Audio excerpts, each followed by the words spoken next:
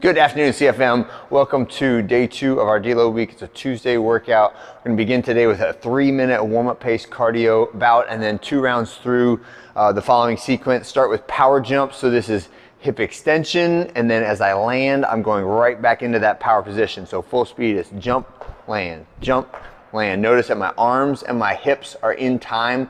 So as I jump, I'm putting my arms down and throwing them behind me slightly, and then as I land, I'm bringing them right back up to that universal athletic position with my hands out in front. Again, that's hips or feet at shoulder width apart. My knees are in line with my toes, hips set back, good posture, embracing. Jump, land, okay? And the purpose of the power jump is to repeat that hip extension followed by hip retreat into the athletic position that we will use when we do movements like the power clean or the sandbag clean for today, but also overhead like with the jerk, all right, or any other time that we need that hip extension, hip retreat, okay? That's what we practice the power jump for. Next is gonna be kips and then scap push-ups. So hanging from the bar, kips, forward reverse movement with my arms and shoulders, head moving relative to the arms. And then last one is similar position, but now I'm pushing out in front of me. So my shoulder blades moving backward and forward around my rib cage, all right? So for the workout, you'll need your bar first because we're doing shoulder press. We're entering into a new 18-week cycle of strength training, and that is, we're gonna mix up the pressing focus. So this 18-week cycle is going to be focused on vertical pressing. So that's our shoulder press. So we'll have the bar at the squatting position or up high, hands outside the shoulders, and I'm trying to pick this up with my shoulders, take my one big step back, feet are underneath the hips and my body's nice and braced. Move the head out of the way, press the bar up to full extension with the elbows straight. Abs nice and tight, pulling the rib cage down, keeping that belly nice and tight, and then right back to my shoulders, okay? So 4 sets of 8 on the shoulder press. If you know your max, we should be round about half your max on this one. It should not be terribly exhausting, but enough weight that your arms and shoulders start to feel that fatigue. When you're done with that, you can put the bar and everything away, and we're going right into our 4 rounds for quality deload workout, and it starts with a side plank. So for the side plank, either elbow or open hand on the ground. Try to stack your feet on top of each other and try to keep your chest open like this, right? So I don't want you like compressed and with this one hand on the ground. Try to have that upper hand either free like this or on your waist, but try to keep your body perpendicular to the ground. 30 seconds on each side. Next, we're gonna do sandbag cleans, 12 reps of that.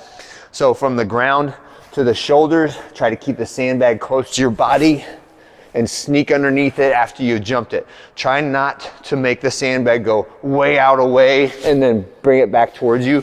Try to keep the sandbag moving in a vertical path as you do that clean, okay?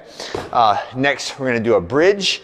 So that's a heel and shoulder supported, but nothing in the middle, right? So I've got my heels on the ground, I got my shoulders on the ground, I'm squeezing my butt, squeezing my hamstrings and my back to create an air gap underneath me from my shoulders down to my heels. And if you need to put your feet on top of something or your shoulders on top of something because you've got junk in the trunk, which is what we want, I would like for you to have your heels away from the ground or your shoulders away from the ground just to make some more room for all of the posterior chain, right? And those of you that might think that's a negative, it's not, it's a positive. I want you to have extra stuff back there because as we say, these are the show muscles, but these are the go muscles, right?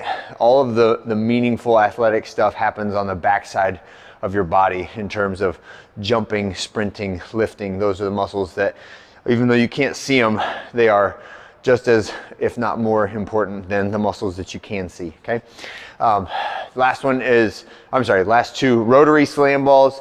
So this is a little coordination movement, and you can feel free to use a slightly lighter slam ball on this one. I think I have, yeah, the percentage is listed as 20 and 15, but start from in between your feet, and we're gonna make a big rotary motion outside, arms mostly straight, and then slam on the outside of the other foot, and then move to put it right in between your feet again, and then opposite direction. So arms relatively straight outside my leg, overhead, slam down, and then again, move to put it right between your feet. So full speed.